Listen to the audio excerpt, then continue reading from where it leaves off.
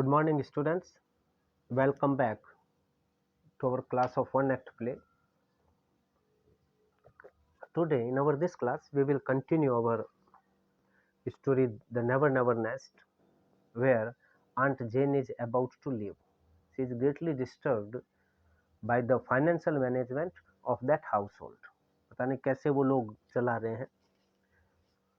12 pens की income है और 12 पाउंड की इनकम है और 14 पाउंड और 88 पेंस वो हर हफ्ते इंस्टॉलमेंट में चुका रहे हैं. तो आंट कह देती है कि मैं तो अपने घर जाऊंगी और तुम्हारी कार वार में नहीं बैठूंगी. तुम्हारी खुद की तो कोई चीज़ है नहीं, न सोफ़ा तुम्हारा, न टेबल तुम्हारी, न कार तुम्हारी, तो मैं अब बस में चली जाऊंगी.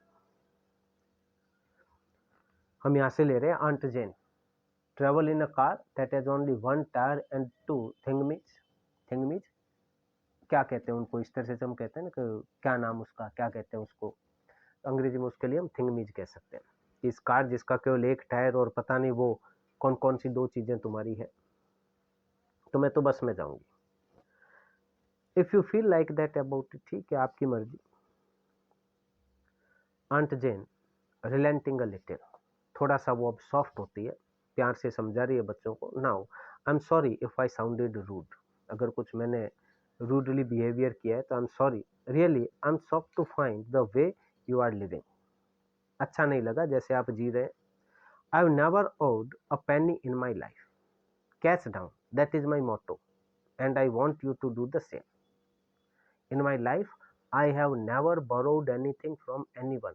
किसी का एक पैसा भी मैंने अपने माथे नहीं किया, उधार नहीं लिया. मेरा मोटो क्या है लाइफ में? कैश डाउन, कैश दो और चीज़ लाओ. और मैं सोचती हूँ कि आप भी यही करें. She open her handbag, वो अपना बैग खोलती है. Now look, here is a little check I was meaning to give you anyway. मैं आपको कुछ गिफ्ट आपके लिए लाई थी, तुमको मैं ये चेक देना चाहती हूँ. सी हैंड्स इट टू जिल, जिल को देती है, वाइफ को देती है. Suppose you take it and pay off just one of your bills so that you can say one thing at least really belongs to you. Suppose means मैं ऐसा सोच रही हूँ कि इसको आप उल्टा सीधा खर्च नहीं करेंगे, बल्कि किसी न किसी की पूरी कीमत चुका देंगे, ताकि कोई एक चीज़ तो परिवार में तुम्हारी होगी. चल awkwardly, thank you aunt Jane, it's very nice of you, धन्यवाद. पैटिंग हर आर्म, उसकी पीठ थपथपाती है. There, now I must be going. समझदार हो, समझ जाओ जो मैं कहना चाहती हूँ कि इस तरह से ये घर वर नहीं चलते. अब मैं जाऊँगी. I will see you to the bus anyway. Bus तक तो मैं आपको छोड़ने के लिए आता हूँ, जय कहता है. Goodbye aunt Jane and thanks so much for the present. वो आंटी को विदा कर देते हैं. Aunt Jane kissing her, goodbye my dear. She and Jack go out, वो दोनों बाहर चले जाते हैं. ये जो कोष्ठक में जितनी भी चीज़ें दी हुई है, these are the actions which are to be performed on the stage when the drama is being played. ये कलाकारों के लिए निर्देश है, हम पढ़ने में भी हम इसको एंजॉय कर सकते हैं. आंटी और जैक बाहर चले गए. J looks at the cheque and exclaims 10 pounds. 10 pound का चेक दे गई आंटी, कितनी बड़ी बात है.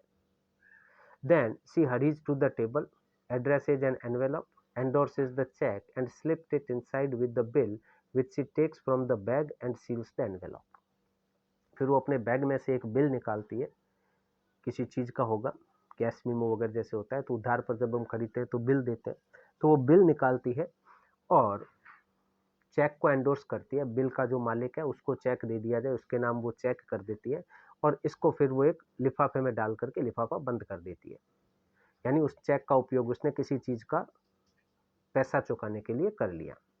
Then she rings the bell, नौकरानी को बुलाने के लिए घंटी बजाती है. In a moment the nurse comes in with the baby in her arm. बच्चे की देखभाल के लिए जो उन्होंने नर्स रख छोड़ी है वो आती है. Oh nurse, I want you to run and post this for me. जल्दी से भाग के जाओ और इसको डाक खाने में डालो. I will look after baby while you are gone. मैं बच्चे की देखभाल कर लूँगी, तो मेरा ये काम करो. Certainly ma'am. She hands the baby to Jill, takes the letter and goes. वो चली जाती है. A second later Jack comes in again. Jack aunty को छोड़ करके वापस आ गया. Well she is gone, what a tartar. Tartar कितनी कर्कश औरत है. Still she did leave us a bit on account, लेकिन फिर भी कुछ न कुछ तो देखे गई है. हाउ मच वाज इट, कितना है? 10 pounds. Jack with the whistle, oh that's great, we can pay off the next 2 months on the car with that. Car की तो 2 महीने की किस्तें हमारी आ गई. I am afraid we can't, शायद हम न चुका पाए. वाई एवर नॉट, हमेशा तू नो नो क्यों कहती है?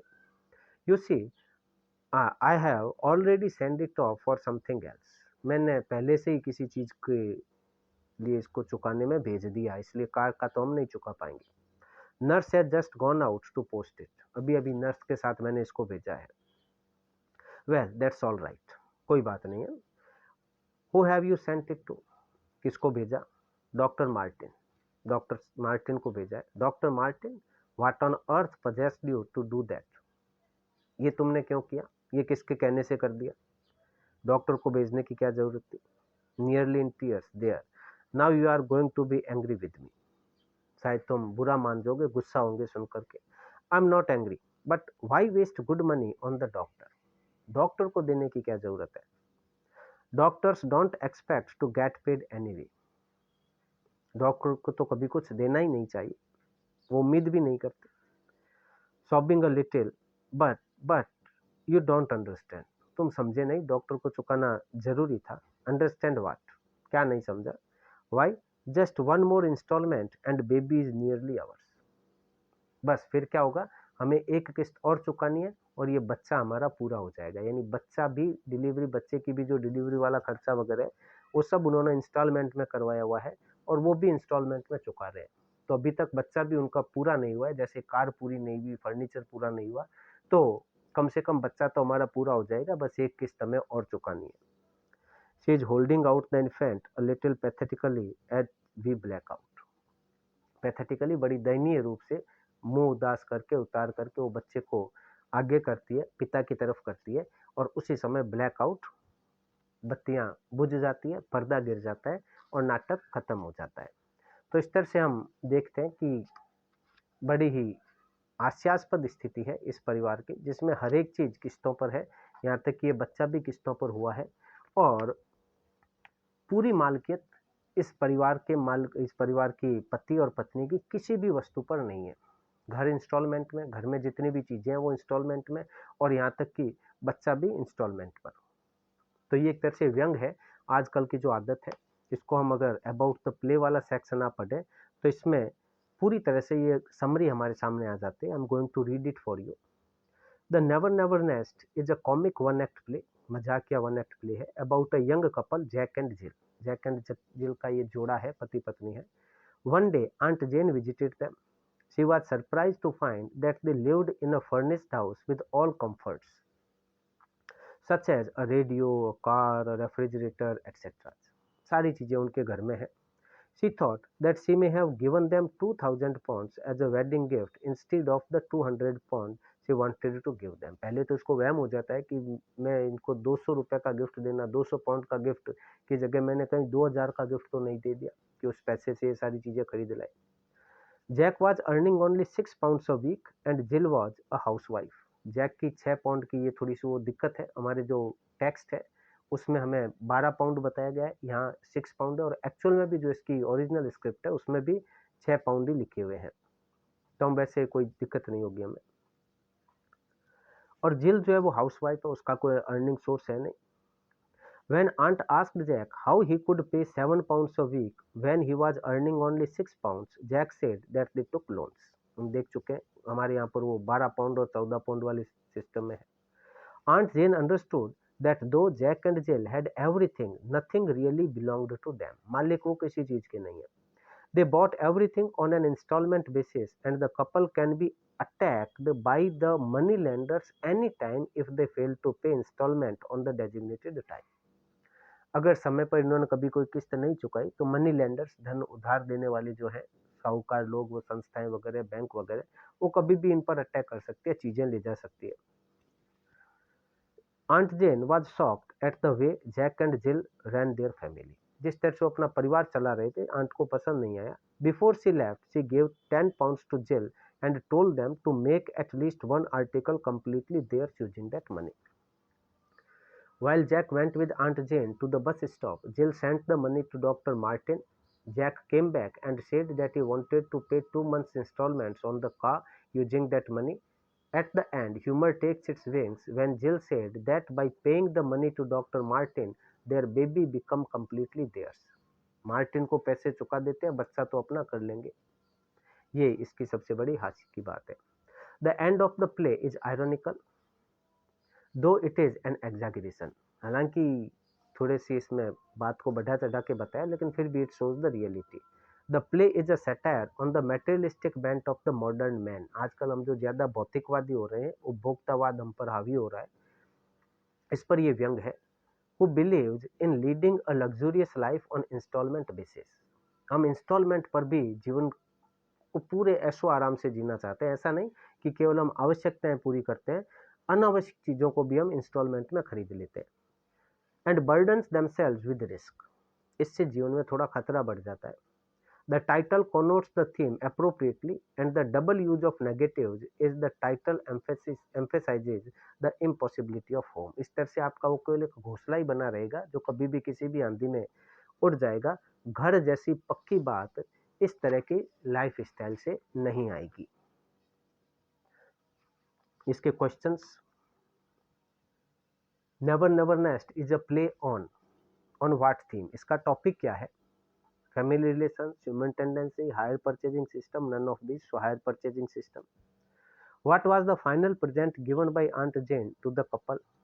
Last में क्या वो गिफ्ट दे करके जाती है? It is 10 pounds. How much does the couple earn a month? अब ये क्वेश्चन बिल्कुल गलत है. एक महीने में कितना कमाता है? तो अगर वो 12 पाउंड पर वीक कमाता है तो ये होना चाहिए 48 पाउंड. अगर वो 6 पाउंड कमा रहा है तो इट शुड बी 24. लेकिन कुछ भी इसमें सेट नहीं हो रहा है, तो हमें बस ये ध्यान रखना है कि उसकी इनकम हमें कितनी बताई गई. हमें उसकी इनकम बताई गई 12 पाउंड्स अ वीक. तो इस क्वेश्चन को छोड़िए आप. I have already sent it off for something else. Where did Jill send the money? Jill ने वो पैसा कहाँ भेजा जो 10 पाउंड मिले थे? टू पे टू डॉक्टर के लिए भेजा. इसके बाद क्वेश्चंस इसमें आप देखिए, मैंने सारे आपको नहीं करना है, मैं आपको बता देता हूँ. Question 3. Why was aunt Jane shocked at the couple's way of living? भाई इस तरह से जीने से कोई भी चीज़ उनकी नहीं होगी. खर्चा ज़्यादा, इनकम कम है, इसलिए वो थोड़ी चौंकी. Who according to Jill was mister tenant? Mister tenant कौन होता है? जो किराए पर रहता है, उसको उसने नाम दे दिया मिस्टर किराएदार. श्रीमान किराएदार होने से तो बढ़िया है कि मैं श्रीमान मालिक हो जाऊं घर का. Why were Jack and Jill not paying the rent? Because the house was not on rent. They have purchased the house. Why did Aunt Jane finally refuse to sit on the furniture? Because she did not like the way those people were living in. She said, I would not sit on the furniture which belongs to someone else. Why did Jill send money to the doctor? Because they were to pay the installment for the delivery of the baby. बड़े वाले जो question है उसमें तीसरा question. What arguments did Jack give in support of purchasing the house and other things on installment basis?